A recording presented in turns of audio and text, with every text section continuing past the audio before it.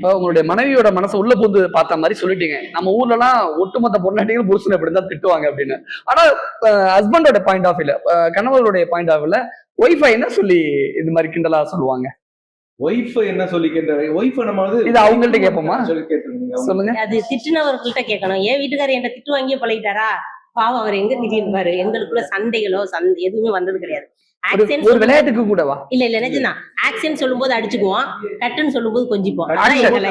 Action சொல்லிட்டேன். சொல்லிட்டீங்களா? என்ன ஒரே மாதிரி வந்து உட்காந்துட்டு இருக்கீங்களா? அடிச்சுட்டு வந்தீங்களா அன்னைக்கு? அடிக்கலம்மா. அடிக்காமலே நாத்து அடிக்குதே. அது உன் வாயில இருந்து வர நாத்தமா இருக்குமா? டேஸ்ட் மாத்தியான்னு எத்தனை வட்டம் சொல்லியிருக்கேன். கேக்குறியா நீனு? வெளியில இப்படித்தான் சொல்லியிருப்பாங்களோ இன்னைக்கு போன இடத்துல எல்லாம். அவர்கிட்ட தான் கேட்கணும்.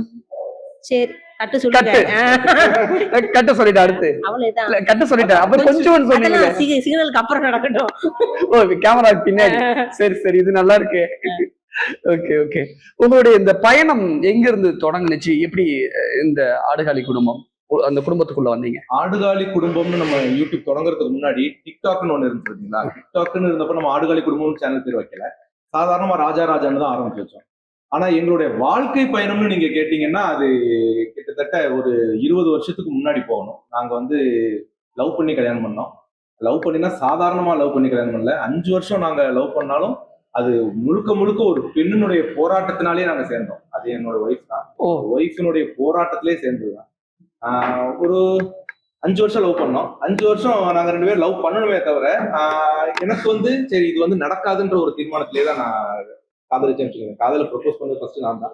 இருந்தாலும் நடக்காது இது நமக்கு. ஏன்னா கேஸ்ட் வேற, எங்களுடைய வசதி வாய்ப்புகள் வேற அப்படின் போது 2 பேர் குடும்பத்திலையும் ஏத்துக்க மாட்டாங்கன்னு நான் நினைச்சுதான் நான் பழகவே செஞ்சேன்.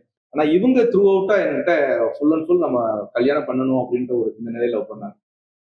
ஒன்னும் சேர முடியாத சூழ்நிலையில அவங்க வீட்டுல வேற ஒருத்தவங்களுக்கு கல்யாணம் பண்ணி கொடுத்துட்டாங்க. கல்யாணம் பண்ணி கொடுத்து கேரளா போயிட்டாங்க. அப்போ அங்கே இருக்க முடியாதுன்னு சொல்லி அங்கே சண்டை போட்டுட்டு இங்க வந்து ஒரே மாசம் இங்க வந்து அவங்க அம்மா வீட்லயே இருந்தாங்க. சரி நம்மளா அப்படியே ஒரே நிமிஷம்